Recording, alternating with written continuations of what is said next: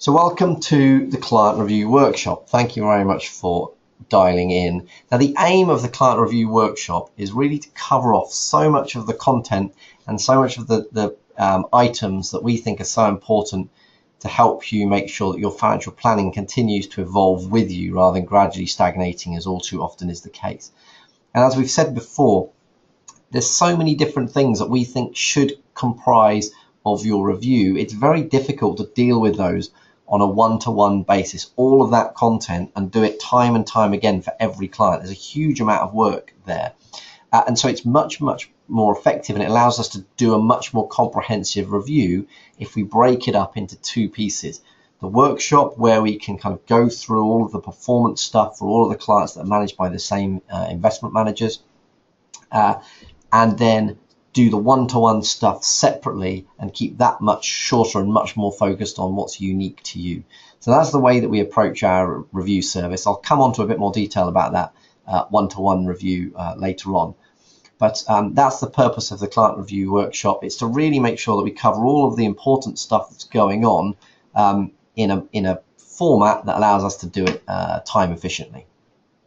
And of course, we hope that the webinar version allows those of you that are watching it live to interact. So by all means, raise your hands and ask a question if you wish, but also allows us to send it out to those of you that aren't able to log in and watch it live, so that you can watch it at your own convenience. So we'll get cracking, because I don't want to keep you from the rain too long. You hopefully have had your preparation pack sent to you. Now the idea is that we ask you to complete that prior to the review pack, or prior to the review workshop. We don't get all of these back, and we do try and persuade you to fill out these preparation packs, but I encourage you to do so. Firstly, it allows us to give you better advice, and the second thing is it allows us to tailor what we're doing in the review pack to your specific concerns and needs at that time. It can be really quick to complete, but please do send those back if you haven't already. And in future years, please do send them back prior to the review workshop, because you'll get so much more out of the pack that we can then generate for you. Now, within your review pack that we've sent you, there are a few different pieces that I want to go through. So hopefully you've got the review pack that Alex should have sent you. And if you can open that up and look at that simultaneously to doing this, you should get more out of it. Because what I want to do is just go through the different elements of that review pack so that you can see exactly what you've got and understand what we've put together for you. Now, the first starting point is what I always call the one-page summary. It's usually on two sides of one page. Strictly speaking, it isn't a one-page summary, but essentially it will look something like this. You'll have a breakdown of any protection policies that you've got. Just check your the details that we've got up here for you are correct. If you haven't sent us the pre-review pack back, it's always just worth checking that we've got the correct details. But any protection policies we've got for you will be listed here, and where you've got protection policies, we'll have listed the alternative. So if you were to go out and get some new cover today, is it more expensive? If it's cheaper, then that will be the cost will be highlighted in green. If it's more expensive, it's red. If it's cheaper, then we'll probably be recommending later on in the pack that we review changing that. But that will show you the cost of the cover today compared to what you've already got. Of course, if your situation has changed and you've had a significant rise in income, or a change in the structure of your income, or you've significantly increased your mortgage, we might want to review those protection policies anyway. So you need to tell us about that either in the pre-review pack or or just let us know by email, and we can then make some recommendations to how we can adapt your cover best. You'll then have things like your ISAs and a PIP, so direct investments, listed in the investments here, current value here, whether you've used your ISA allowances up or not, how much ISA allowance you've got left, how much you've got in your pensions, the total investments that we manage for you, and also any wills and trusts that we've set up for you. So that's the one-page summary, and we do that for you every year so that you can just very easily see what it looks like from one year to the next. And you should also have an investment performance report. And the investment performance report is how we start to drill down on the performance that you're getting from your discretionary fund manager's portfolio metrics. So the first page I would like to refer you to, I haven't got the page numbers in front of me actually, but it's about page 4, and it will have this chart called market conditions on it. I just want to touch on this chart because this chart is not specific to you in any way, but this chart appears at every time we do this report for you. And what it looks at is all the different sectors that we can invest in and their performance over the 2016, over the current year to date, and also the last quarter. And it just looks at the performance of each of these different asset classes. Now, your portfolio has all of the asset classes in except commodities. Now, commodities you still get exposure to because, for example, if in the UK stocks and shares there's holdings in BP, if oil price goes up or down, you're affected by that. But there's no direct commodities holdings, which is still an active approach from the fund manager saying that they don't want them in there for a number of reasons, but over the last 4 years it's absolutely been proven right on almost all of those occasions. But what you can see here is a general trend, and that is pretty much, with the odd exception, that everything has been doing very well.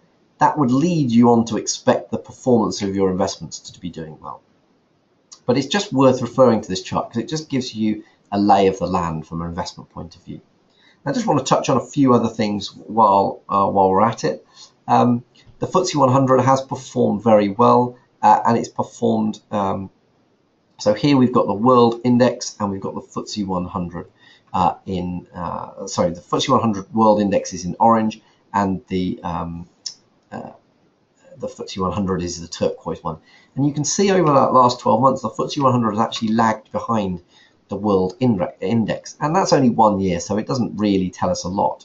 But when we look at that trend over the last 20 years, what you can see is for a very long time, really those were highly correlated, and it's only really in the last sort of 4 years that gap's really started to open up, and the FTSE 100 has dragged behind the world as an index. So we think that the FTSE is doing really well, and of course it has done really well, but actually compared to the world index, it's still lagging behind a little bit.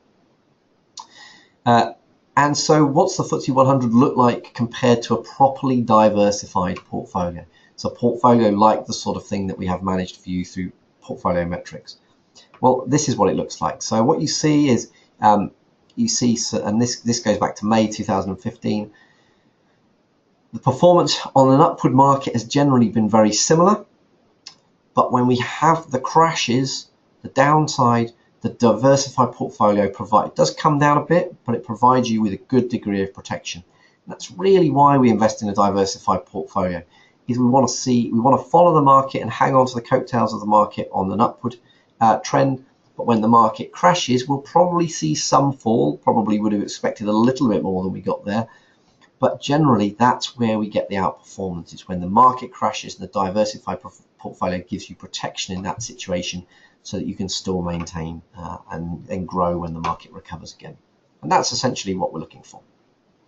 Now, in your investment report, you'll see a chart that looks something similar to this. It won't have quite as many pretty colors in it as this one, but you'll see a valuation of the different investments that you've got up at the top. Now, this is what I always call the above or the below the line chart, because everybody always asks us, how much do I put in and how much is it worth? So we want to give you a chart that shows you this really clearly. So the black line on your chart is the amount of money you've put in minus any you've had back. So for a lot of people, if you're investing regularly, that black line will be rising. But equally, if you're taking money out, that black line will be falling.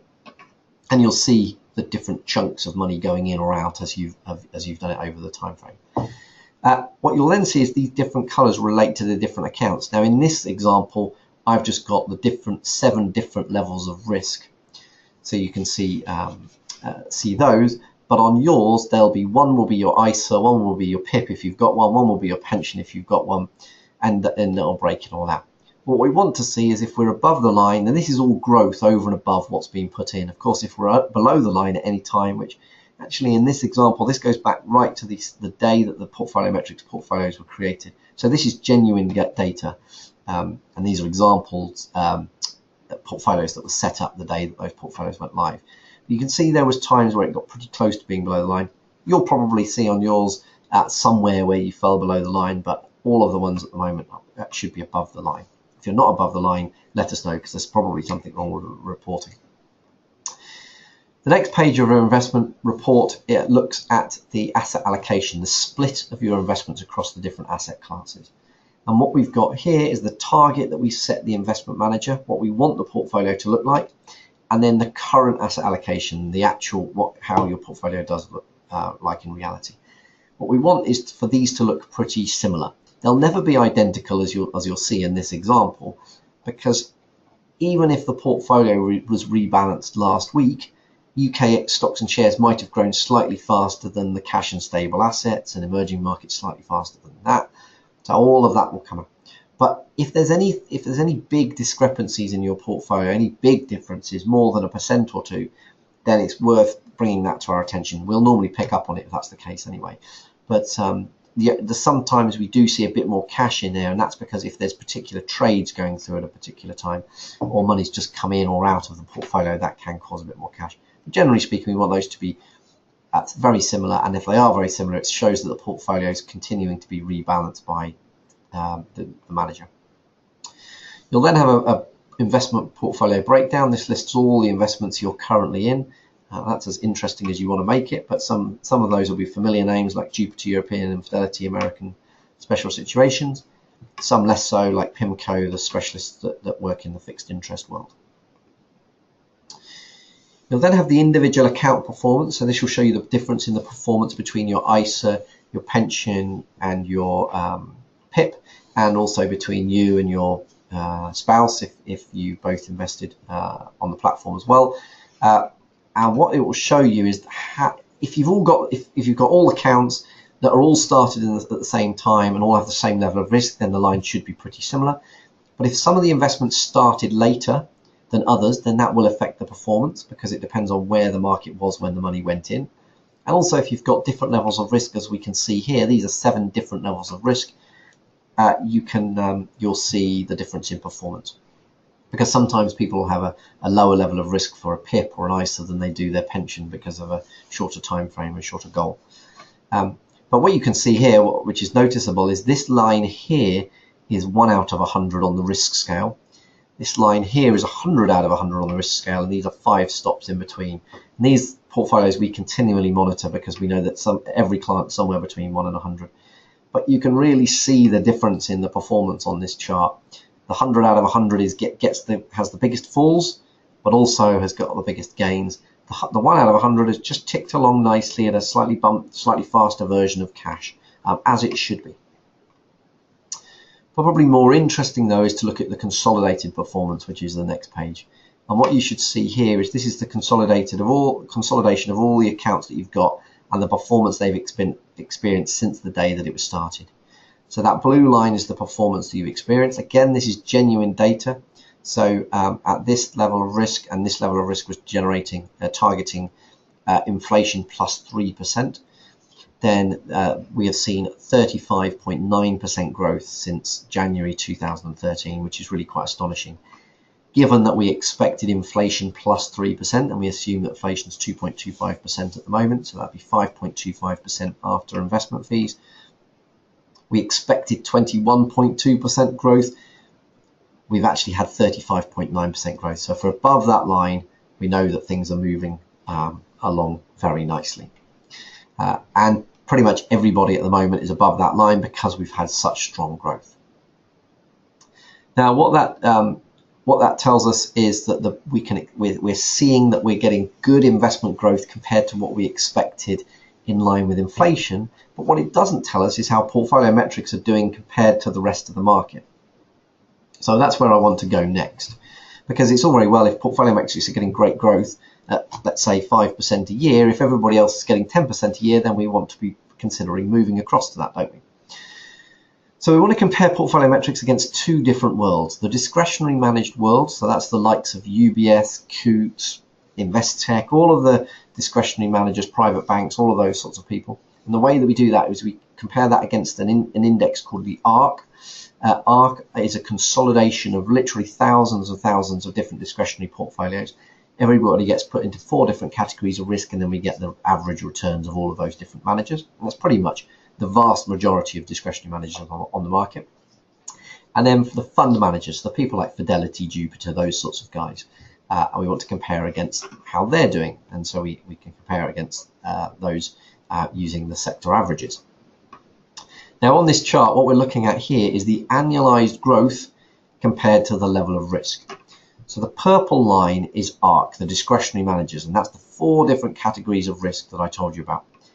The orange line is then the fund managers, and again, that's the 4 different categories of risk that all the multi-managed solutions get put into.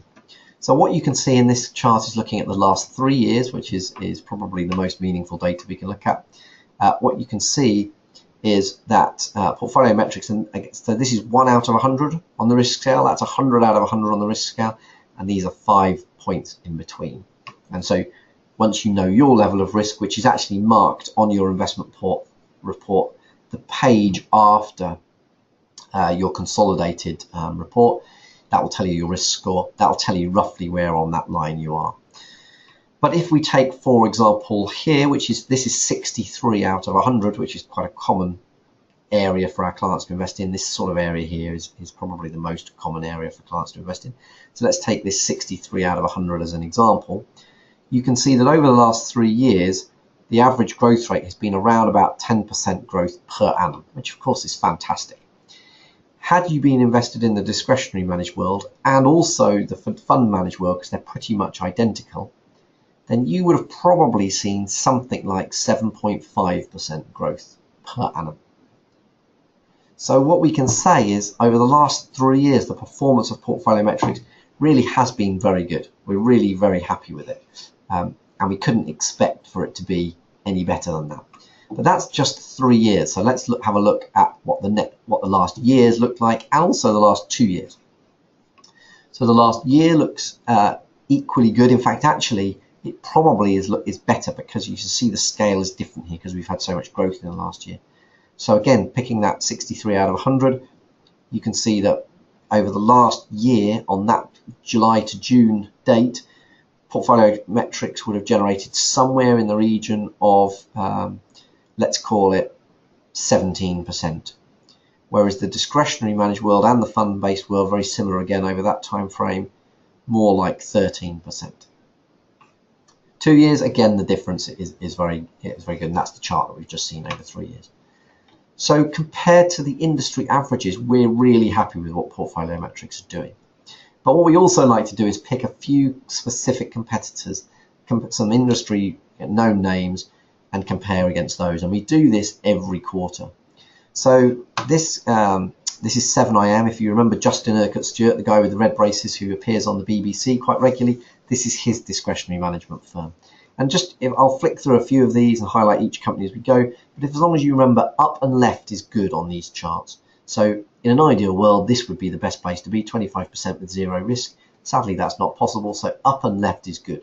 So you can see that here, Portfolio Metrics in the blue compared to 7IM has delivered significantly better performance, particularly over the last 2 years and 3 years. So this is Barclays.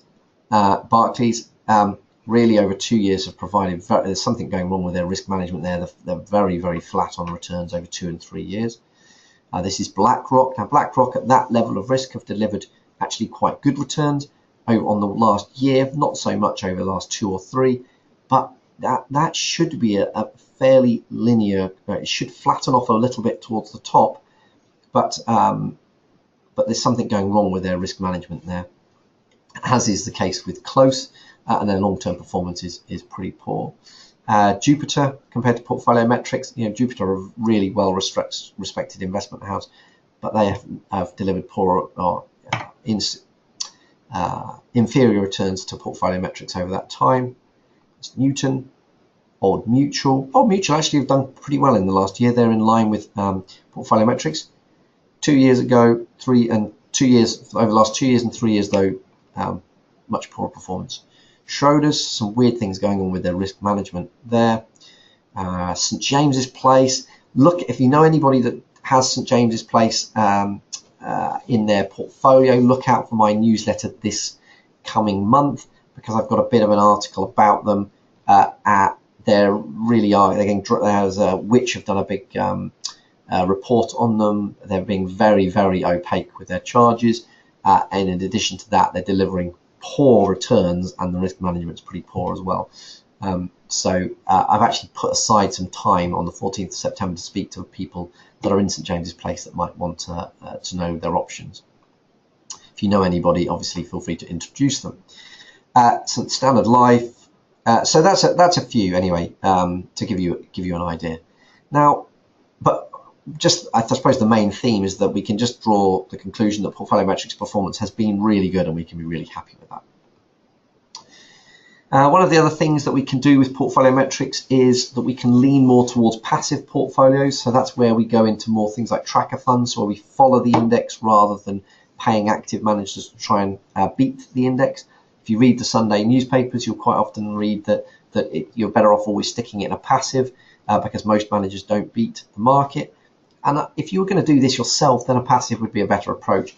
But if you're going to pay for somebody to do it properly, like Portfolio Metrics, then we'll put it this way. We look at this chart every quarter, and this is the latest version of it. Always goes back to January 2013. And every quarter it's looked like this, in that the fully passive version, by the way, this is after fees, the fully passive version has underperformed the fully active version, typically by about 2% a year, which actually is the trend that we saw before we started using Portfolio Metrics for a number of years as well, on those sort of middle levels of risk. It's a closer call at the lower levels of risk. But the interesting thing here is not only are Portfolio Metrics delivering, by putting you in the active approach, delivering you better returns than the fully passive approach, but they're also reducing risk. You see, those two are exactly the same asset allocation, the exact same split. It's just that that's active performance. So active managers have not only increased the returns by about 2%, they've also decreased the amount of risk that you're getting, which is brilliant. If ever you get offered the opportunity to decrease risk and increase returns, usually a good path to take. And by the way, just to touch on that, pretty much all of our clients are on the what they call the no tilt approach, so the blend of active and passive. That still remains our advice to stay there. So all of that stuff I've just shown you, we look at every quarter for you. So we're always looking in more detail at how Portfolio Metrics are doing, but we're also looking on a month-by-month basis at really all of those 7 portfolios again, because as I say, we know that every client's somewhere in between. What's really brilliant is that the more risk we've asked Portfolio Metrics to take with the money, i.e. the higher the risk score, the more risk the client has got and the better the returns that they've got. So again, looking at that 63 out of 100, since going back to January 2013, the return after Portfolio Metrics' fees and the underlying fund managers has been 9.5% per annum, which is fantastic. And actually, to be honest, it's too good. Don't expect that sort of level of growth to continue. If it does, brilliant. We're all happy, but it's too good at the moment, and I would just caution you to. I just don't want you expecting that every year. So what changes and opportunities are out there? Something that is vital that we cover in the review process.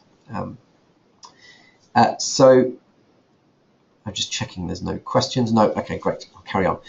So one of the key things for me at the moment is pensions. Pensions are far and away the best tax wrapper we've now got available, but you're restricted in how much you can use them. 40,000 is the most that we can put in any one year, although we can go back and top up for the last 3 years of unused allowances if you haven't used your full allowance up in this year. But you need the taxable income this year to be able to offset the full contribution. So in theory, if you haven't been making much pension contributions for the last 3 years, you could put up to something like £150,000 into your pension this year, but it would only make sense if you got earnings of 150,000 or more. But that's a great piece of planning to do, because the pension obviously is tax efficient from an income tax point of view, but you've now got so much flexibility as to how you take that money out of the pension, and then it's also really tax efficient from an inheritance tax point of view. So if the money in your pension, if you die prior to the age of 75, passes to your next generation free of inheritance tax. Even if you die after 75, that's taxed at the recipient's income tax rate, so either 20 or 40%. But when you compare that, bear in mind that that hasn't been taxed for income tax purposes, what's in your pension. If you compare that to the alternative of taking the money out of the pension and paying either 20 or 40% tax on it, and then having it in your estate and paying 40% inheritance tax on it, you can see that that is a really attractive tax wrapper. So they really are brilliant, and I really would encourage you to maximize those allowances as much as possible. The one thing you have to be careful with is because of is obviously not going over the annual allowance, but also the lifetime allowance, currently set at £1 million. You don't want to be going over that, because otherwise you'll end up with an additional tax charge. It's not the end of the world, but you really do want to avoid it if you can. The incentive for putting money into pensions over and above the lifetime allowance pretty much has gone. £1 million might sound like a lot of money, but bear in mind you've got to allow for the growth between now and when you want to draw the money out. If you're in the situation where you've used up your annual allowance, or you're getting close to the lifetime allowance, then there are some interesting alternatives out there that we can use. Things like venture capital trusts and enterprise investment schemes, for the right people, offer similar tax breaks to the pension, more risk on the investment side of things. So that is a sacrifice you're making, but actually probably arguably more flexible and slightly more tax efficient than the pension, because you're not tied into leaving the money in there after just a few years. But so there are alternatives. If you're in that situation, then it's worth speaking to your advisor to look at what you can do to get more into that type of tax efficient arena.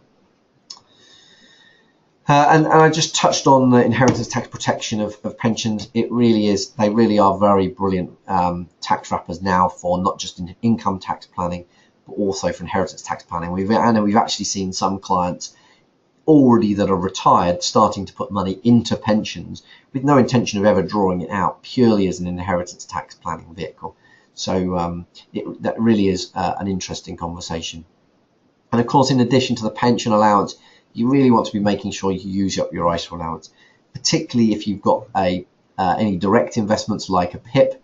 Then we want to be moving money across from your ISA to your pension. You should have already had an email from us if you're in that situation earlier on in the tax year. And again, if you haven't done that, in your recommendations in the pack that I'm going to come on to in a bit, we'll be telling you to use up your ISA allowance.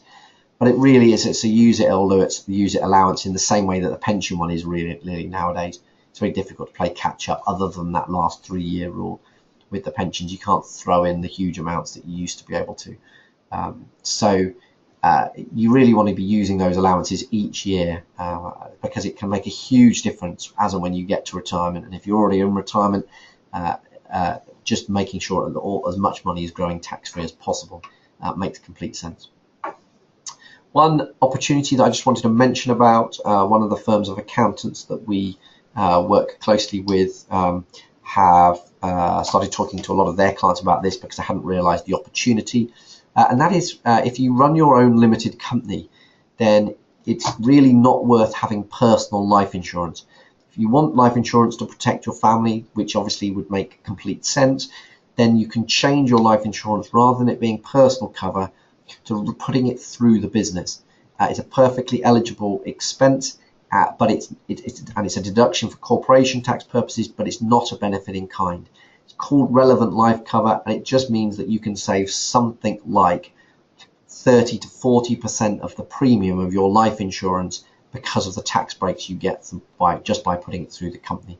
So if you have got your own limited company and you have personal life insurance, or you'd like personal life insurance, then do speak to one of the advisors at Efficient Portfolio, because we can make it much more tax efficient. If you work for a small company, you can probably also ask them to do this as a salary sacrifice benefit. For bigger companies, it's probably too much admin headache for them, but certainly for smaller companies, it would be feasible to do that and just save a lot of money on the life insurance premiums. One of the other things that we've started writing out to a few people on that we think might be interested is that historically, critical illness policies covered about 30 to 40 illnesses, and in the last few years that's been increasing. up to more like 50 or 60, and in some instances as much as 160 illnesses. So if you have got a more traditional critical illness policy that's a bit older, and you've had the letter and you haven't done anything about it, or you haven't had the letter but you have got a policy that perhaps we don't know about, then please do contact the office, because there is a way for probably no more money and maybe even a cost saving to get significantly more cover than you currently have. And let's be honest, if you're paying for insurance, you want the insurance that's most likely to pay out wherever possible. Last thing I just want to touch on to keep you in the loop as to a particular tax change is that the tax changes that are happening to that affect buy-to-let properties. So historically, if you've got a buy-to-let property with a mortgage, you've been able to offset your mortgage interest against your rental income. So if you had £1,000 rental income and an £800 mortgage, you only paid tax on the £200.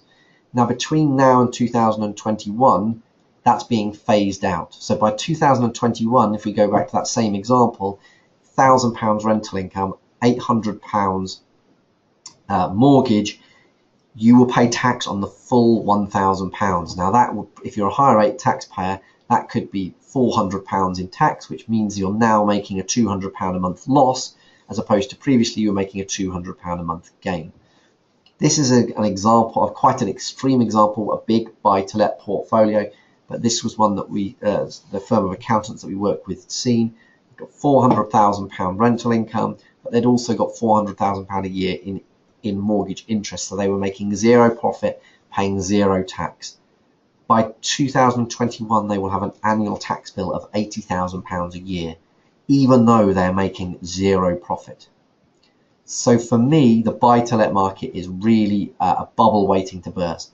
If you compound in the increase in stamp duty of second homes and any interest rate rises that we get between now and then, and I think the buy-to-let bubble really could have burst before or at 2021. The only real way to get around this is by owning properties in the company. But of course, if you transfer personal properties to your company, you've got to pay stamp duty again on your own properties, and people aren't very keen on that either. So just be warned, if you own buy-to-let properties and you're thinking about selling them, personally, I'd be getting on and doing it sooner rather than later, because I think by 2021, it could be a real flood in the market. And actually, one last point on that, if you're thinking about buying a buy-to-let property, personally, I would sit tight and wait till more like 2021, where you might find you can get a bargain. That's just legislation that I think is going to really change that sector. I think probably already has. Now, one of the things I just wanted to touch on was the benefit of having a trust framework as opposed to just a will. Now, typically what happens when you've got just a will, a straightforward will, if you've got a spouse, you aim to leave everything to each other and then onto the children. Makes sense. The problem is that when somebody has left the money to their spouse, the surviving spouse, all of the money is then in their estate. So if that survivor was to get remarried and then divorced, half of that money could disappear off to the future husband or wife, as opposed to down to your children. Remarried and die, even more could disappear. If they were to go into a care home, then that could be it was all in their estate for that, and equally as and when they die, it's all in their estate for inheritance tax purposes. Now, of course, as and when the children inherit that money, you've got the same problem. If one of those was to get remarried and then divorced, it could disappear off to the son or daughter-in-law from hell, and then as and when your children want to pass it to their children, we've got the whole inheritance tax problem all over again. So how can a trust framework help you in that situation? Well, the first thing we can do is say that gifts during lifetime to the children, and also perhaps some money on death, usually the equivalent to the nil rate band, which is currently $325,000, the bit that's free of inheritance tax. So either during lifetime or on the first person's death, assets would pass to the trust framework. That doesn't stop the surviving spouse still accessing them, so the surviving spouse can still access that money, and they do that through an interest-free loan. So if that's part of the house, they can still downsize, they can still move, they can still do whatever they want with it. If it's money, they can still spend it, invest it. but ultimately it's a loan from the trust. So as and when that survivor passes away, then it returns to the trust framework. So we're at least ensuring that some of the money passes down through to the next generation. As and when it comes to the children, they take the money out of the trust as an interest-free loan, which means if they were to meet the son or daughter-in-law from hell and get divorced, then the money that they've taken out of the trust is not theirs. It's protected because it's a loan from the trust. It's not part of their estate. Now, to be completely honest, if that's 20 years down the line and subsequently they've got married and had children, there is a fair chance that a judge would see through that trust framework. But that's really not the risk that most people are concerned about. It's more about the person getting married and 2 years later clearing off and expecting a whole load of money. And the trust framework is the best protection that you can provide for that. As well as, of course, prenups, but prenups are not terribly popular. But the great thing is, as and when when the children want to pass it to their children, because sadly something happens or they've got more money than they need, then they can return it to the trust and down to the grandchildren free of inheritance tax. So between you and your children, there won't be a huge amount of inheritance tax saving. Between you and your grandchildren, there's the potential for a huge amount of inheritance tax saving. So the trust framework has the potential to save your children and your grandchildren a huge amount of money. Now, what's in that trust framework will differ for each person. And so what we will do is we will kind of assess what your situation is and put together the best trust framework possible. Sometimes there'll be a trust in there for your pensions, sometimes for your life insurance.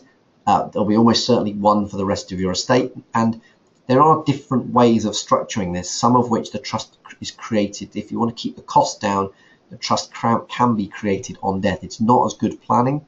It's more robust planning where we create the trusts during your lifetime, but it is a little bit more expensive. But if that's of interest, quite often we've already put together some loose proposals for you on this, and we'll revisit that in the recommendations section of your review pack as well. One complication to that is the new residential nil rate band, which is so at the moment you get $325,000 each free of inheritance tax. What's being phased in is a new residential nil rate band, which ultimately, when you add the 325s together plus the new combined allowance, that will get the nil rate band up to the elusive £1 million that the Tories have talked about. If your estate is worth more than £2 million, you don't get the residential nil rate band. So it's not there for everybody. But it is linked to property. It is horrible legislation, and the lawyers that we speak to suggest that in the next couple of years it's almost certainly going to get changed because the revenue is going to have such a nightmare policing it.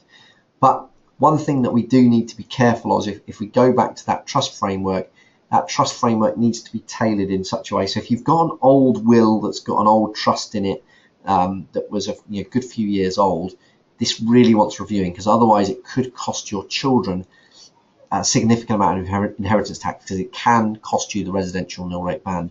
For the clients that are in that situation, for us, we've written out to you and suggested a review service that we've put together through the lawyers that draft these trusts to say we need to review the way that this trust works in line with the nil rate band. But if you've got your will and trust through somebody else, then that's something you really want to be looking at. The next thing I want to cover off is we've asked you all to complete a new risk profile questionnaire. Now, I know some of you haven't, but it is worth just considering whether you're still at the right level of risk. We've asked you to complete it. When you've completed it, we will send you a new risk report. And if that's changed wildly from where you're currently at, we will recommend where you should be given the new information and the new risk score we have. You can see from this and what we've looked at earlier, the difference between what 1 out of 100 and 100 out of 100 looks like. And what we quite often find is that people, the older they get, the less risk they want to take, because if they know that they've got all the capital they need for the rest of their life, why take more risk than you need to, even if you're comfortable with it? The further you are from retirement or needing the investments, the more risk you can usually afford to take. But Equally, the more people understand about risk and the more they kind of engage with efficient portfolio, the more often they're willing to take more risk. So it is worth just looking at that. I just want to highlight what different risk scores look like. So 20 out of 100 has got lots of cash in it and lots of fixed interest, and only really a little under a quarter, about a third of the portfolios in stocks and shares of one form or another. At 40 out of 100, we're now starting to go down to probably a little over a quarter in fixed interest, a little under a quarter in cash and stable assets, and a good chunk in stocks and shares. If we get up to 60 out of 100, we're now down to just over 5% in cash and stable assets. Probably still nearly a third is in fixed interest, so low to medium risk investments, and then a bit over half, probably 2/3 of the portfolio is in stocks and shares, and we started to see some global property coming in here as well. And then 80 out of 100 is almost all stocks and shares, but with some fixed interest still there. Cash and stable assets have gone. What you'll notice though is if I go back through these, you'll see the efficient frontier here. When we send you your report, we'll aim for the middle of that green zone. So that green zone is the area that's appropriate to your answers in the behavioural finance questionnaire. We'll be telling you what the middle of that green zone is, because that's usually the optimum place to invest. But if you notice here the level of returns that we're expecting, so let's pick the top line because the charges will vary for different people, but so this is inflation plus 2.62%, and that is after portfolio metrics fees and also the fund managers, but not after the platform costs and things like that. So at 20 out of 100, we're expecting 4.85%. And I say that because that's obviously I've added in what we're expecting inflation. Oops, gone the wrong way. That's now gone up to 5.67, 6.4, and then 7.04. So you can see the more risk you take, the expected return rises as well. But of course, the more bumpy a ride you're likely to expect. If the markets crash, a higher risk portfolio will crash more, but in the long run, it's still likely to, not guaranteed, of course. Of course, there's no the past is no guide to the future, but it's likely that the longer term returns will be better from a higher risk portfolio. Now, in your pack, you will see that we've put together some recommendations for you. Please read those through, and please do return that element of the pack back to us, even if it's just to tell us you don't want to follow any of our recommendations. Please do return that back to us, because that ensures that we know exactly where we are with your financial planning, and we know what to implement, and we will chase for that for those recommendations. So if you can get those back to us promptly, that'd be great. If you haven't done a risk assessment and we've sent you it, please do complete that. If we haven't sent it, or it's got lost in a spam folder or something, just let us know and we'll resend you a link. It'll take you less than 10 minutes, but it's a really good thing to do every couple of years. Now, you guys are all planning clients. We join all of the planning clients up together to do the client review workshops, because we do the same type of planning for each of you. Just wanted to remind you what family clients looks like. So family client means that we would do cash flow forecasting for you. If we've done this for you as part of your plan, it means that we'll continue to do the same every year. So we'll continue to show whether you're on track to run out of income or have sufficient, and whether you're eroding your investments or whether they're rising through your lifetime. So the lifetime cash flow forecast really is powerful planning. We do that every year for our family clients, but for planning clients, obviously, we don't. So if that's something that you want to reinstate, or if you've never had it and would like it, which may apply to a few of you, then please let us know. If you decide to go up to a family client, then we'll waive the £1,000 fee that we normally charge to build one of these from scratch, and we will, because the ongoing fees of the family client are higher. But it also allows us to be much smarter with things like, for example, your income and retirement. So historically, people took a flat income in retirement. Using cash flow forecasting, we can start to create more of what we would call a bucket list style income. Really design it based on what you actually want to do, what trips you want to take, the frequency of them, how often you want to change the car in retirement, all of that sort of stuff we can get down to a much granular detail. And as well, we can use it to help preserve your estate more. So looking at the difference between spending ISAs versus, so spending your pension and leaving your ISAs versus spending your ISAs and preserving your pension. So it's really useful for a planning portal, for planning opportunities. Just want to quickly tell you a couple of exciting things that are happening. We're going to be launching 2 new client portals. You've already got the one that you log into for your platform. That's probably Wealth Time, but for a few of it might be Transact or Premium. But we realise that is just a opportunity to see a live value and also kind of see a transaction history and get your tax reporting statements. It doesn't give you any performance reporting, and we can't communicate with you through it, and we can't put other documents in there. So we're going to be launching, the first portal we're going to be launching is part of our new back office system. We've been rolling this out for the last few months in the back office, and in the coming months we're going to be writing to you to tell you that about or to get you up and running with the new back office portal. One of the benefits is that it has secure messaging, and in this day and age where email accounts are being increasingly hacked, any sensitive information will be going through the secure messaging on that site, because it's just a far safer way of communicating with you and keeping your data protected. I just want to show you this quick video just because it will explain a little bit more about what you'll get from that portal.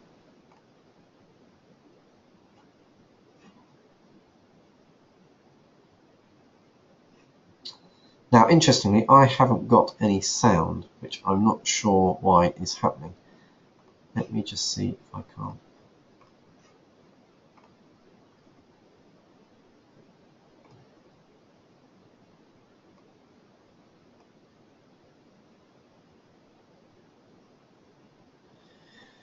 Right, okay, so it doesn't look like I can generate any sound. Just see.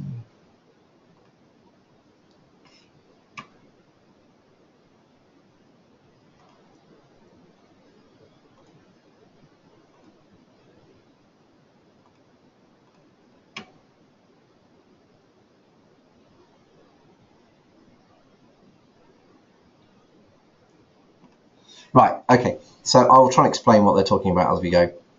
In fact, I'll just skip over the video, that will be better. What I'll do is I'll send you a link to this video so that you can see it afterwards. But essentially, what it does is it will allow us to create a document library for you, so we've got all of your important documents there. It will also allow us to do the secure messaging that I've said about.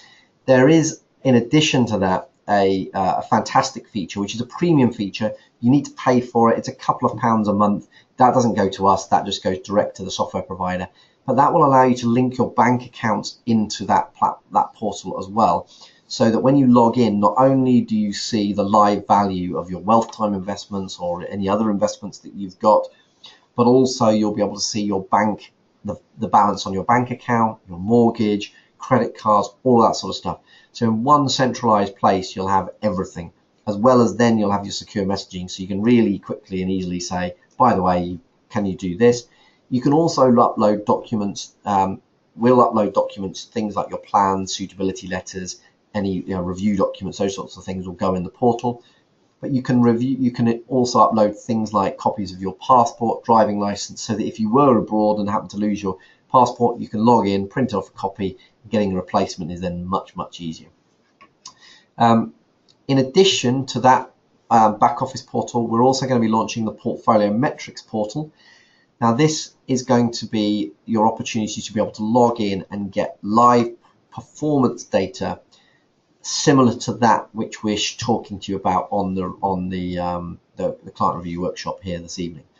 So what you can see is you will be able to log in and get live charting based on these sorts of charts, the above or below the line chart and the consolidated performance chart.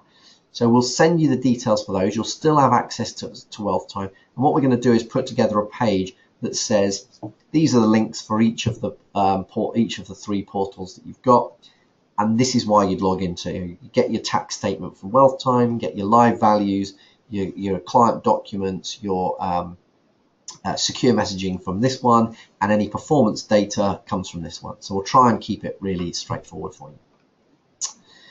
One new piece of news as well, Efficient Portfolio will be moving at some point in 2018, probably around April.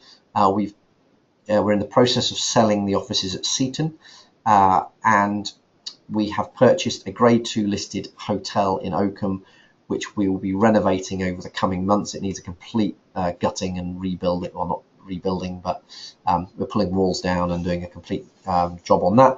But that will launch. We will be in there about April, hopefully, if everything goes according to plan. So we'll be inviting you in for an opportunity to come and see that, have a few drinks to celebrate the opening. And we'll also be inviting you in for coffees as and when you want to come in. And we'll be sending you a card so that you can, even whether you've got a meeting or not, if you're in Oakham, whether you've come in for market day or whatever, then you can pop in and have a coffee, bring a guest, and just use the lounge facilities that we're going to create. We think we're going to try and make it a really, really lovely office to be in.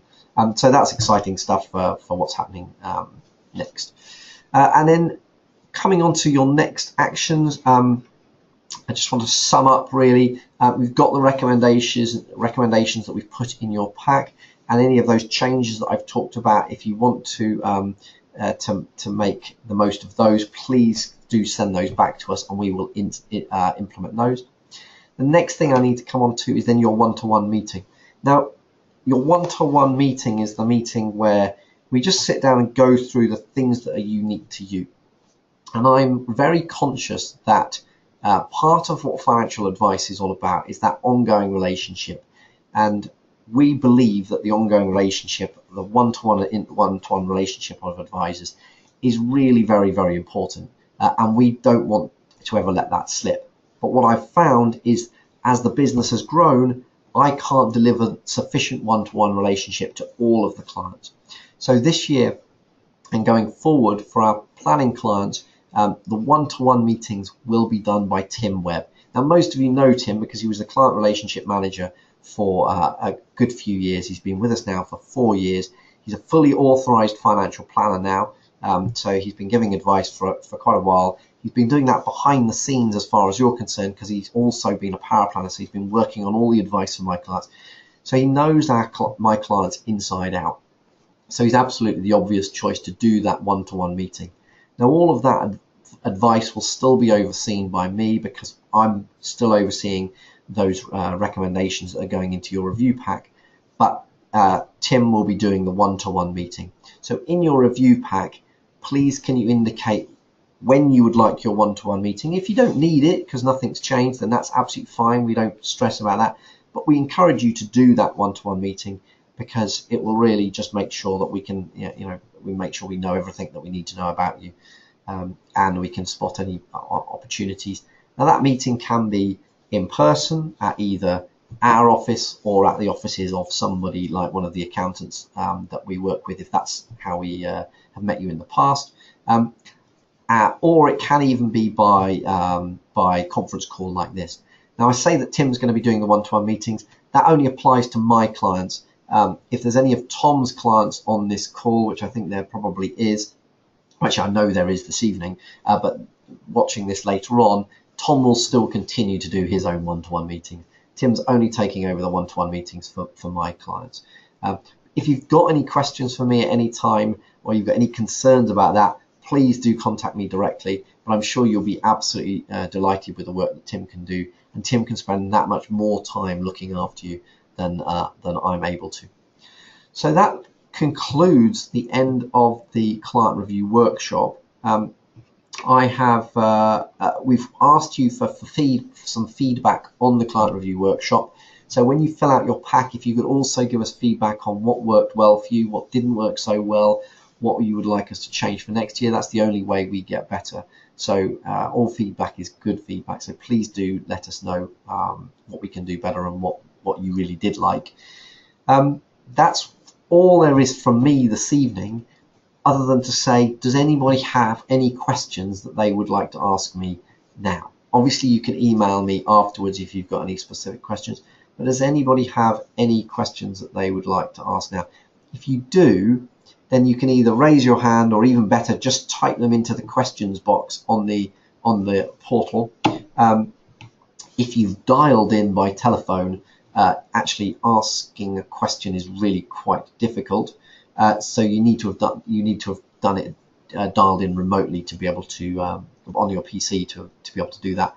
But if you've got any questions, then please raise your hand and or type them in, and I will address them. If not, can you all just raise your hand just to let me know that actually, so let's change this around. Great, thank you for raising your hand, Stuart. That was very quick. Let's change this around. If you don't have any questions, raise your hand.